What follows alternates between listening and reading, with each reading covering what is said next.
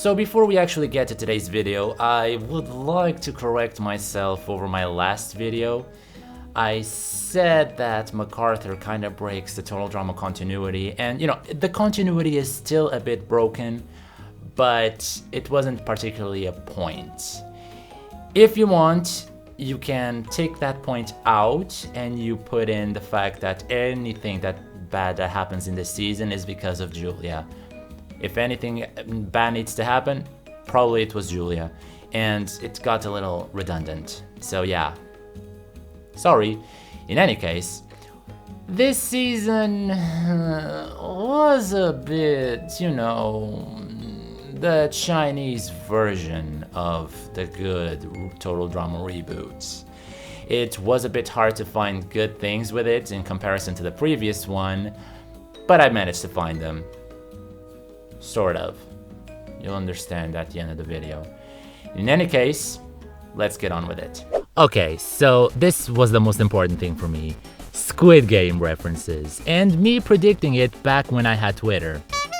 At this present time, I've completely deleted all my Twitter accounts, but this coincided with the time the first episode came out. And before I deleted my accounts, I made sure to grab a screenshot of me predicting this reboot having at least a Squid Game reference.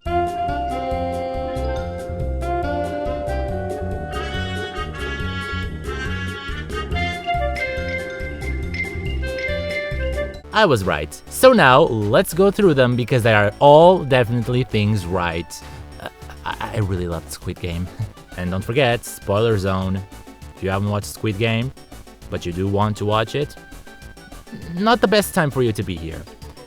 So, Millie taking off really fast and being the first eliminated from the game is one. Priya rushing to her aid and being shot right after is another. Granny having a heat vision goggle is one more. Mia Khalifa itching a ride with a clearly stronger and taller guy. This challenge was clearly inspired on Glass Bridge. The twist of pitting their partners against each other was definitely the same twist they made with the Marbles game. And Mary-Kate and Ashley being left without a partner because she cheated has something to do with the way that Han Min-yeo's antisocial behavior and the doctor cheating.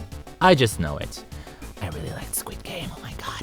And on the topic of references, the pink paint that it was supposed to be the red seems to be a parallel on how the blood from murders that happened in the Danganronpa series is actually pink. And guess what? This series was practically the theme of the channel last year. They really got their references right here, haven't they?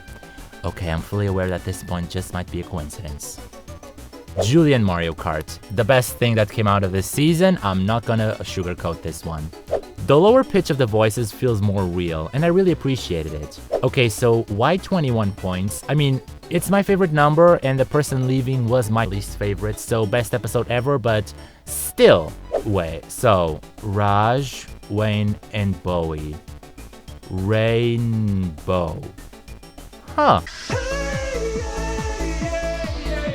Thank you very much, Derek, for letting me have this one. The Iceberg Challenge. Whoa, when did Elisa Thornberry join Total Drama? Emma being the reason she got Chase eliminated. Chase being the reason he got Emma eliminated. The fact that it didn't insist on Millie. Good grief, her plot this season was literally the same as the last time, only with Damien. Even if she has a short stay again, the whole time Nichelle was on screen was a joy to watch. Reaper had a character treatment similar to Scott. I did sincerely enjoy Reaper this season. Axel got more screen time, and just like Nichelle, she was a joy to watch. A shame she had little to no character development because some other people were hogging the spotlight. If you've been around this channel for a while, you know how much I love challenges regarding cooking and baking, and even though this episode's conclusion was kinda stupid, I adored the challenge so much. Okay, so on the last episode of this season, there was that stand of Julia's phones taken by Chris from the previous season. It had 19 phones in there. I actually went back to the previous season just to confirm this number, and if you don't count the purple phone Mysteries at Kruger Mansion stole from Julia, the orange phone Julia broke in Jurassic Fart, nor the one she had in the finale because she was eliminated already, Julia was indeed in possession of 19 phones throughout season 1. And yes, I counted. And interestingly, the phone she was using at the last episode was indeed the only phone she used in season 2. At least with Julia's phones, continuity is not the issue. Damien, I'm so glad they actually gave him something. Unlike Axel and Michelle, they actually gave some spotlight to Damien. And not only he was hilarious, just like in the previous season, he was adorable. Hashtag Team Damien. Damien being a genuine friend to Priya. Not the in-your-face kind of friendship like Priya and Millie. You can see they are great friends, in a subtle manner, like Gwen and Bridget or Trent and Owen. This friendship feels so right, and that's how I always hope my characters are like. Good on you, Damien.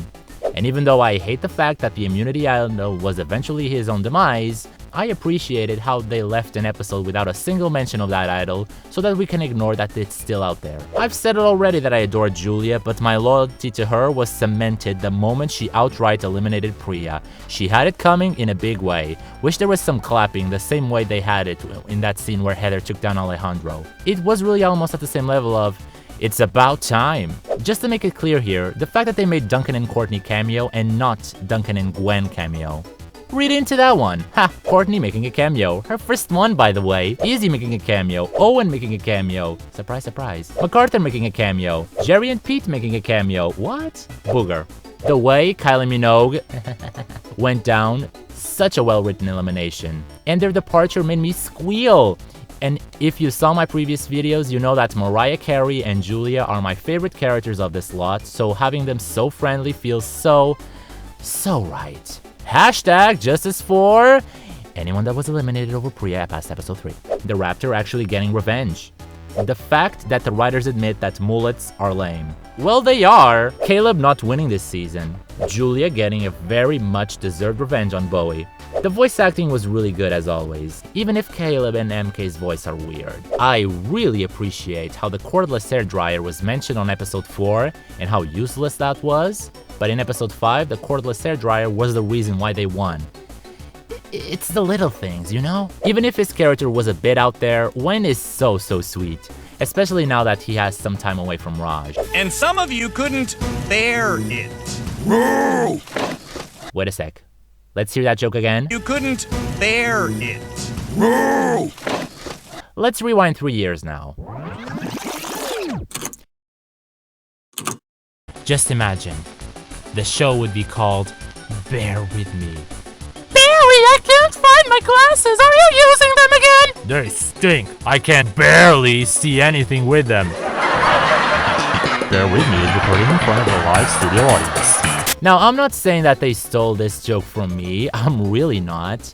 But if you want to hire me as a writer for Total Drama, I think I've proven that I'm more than qualified. Haha, Julia's fear was hilarious. Seriously, where was Julia saving that idol if she has such short and tight shorts? The plot of going undercover as an intern. Again, Macaulay Culkin's character was about exploring technicalities and things we've had since the beginning of Total Drama. And the most important thing... Okay, I didn't find any groundbreaking stuff to place as something super duper important that happened this season, but something coincided with this season, which is... Christian Potenza going on record saying that not even him is liking the way Chris is nowadays. Oh my god. If you like podcasts, I suggest you listen to this one.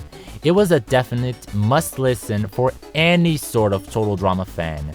So many valid points were made in regards of the Total Drama franchise. And it really highlights the lesson that I've been trying to teach my audience for quite a while now. Never jump to conclusions without solid arguments. Now, I'm not exonerating anyone here, but I think you'll understand what I mean when you actually go out and see the podcast for yourself. The story that Christian Potenza tells us, it's one that we've heard numerous times lately, especially with the case of Amber Heard versus Johnny Depp. And it's funny that ever since this podcast dropped, a lot of loud people have been very quiet. I wonder why. In any case, thank you for watching, and see you soon, I guess. Bye.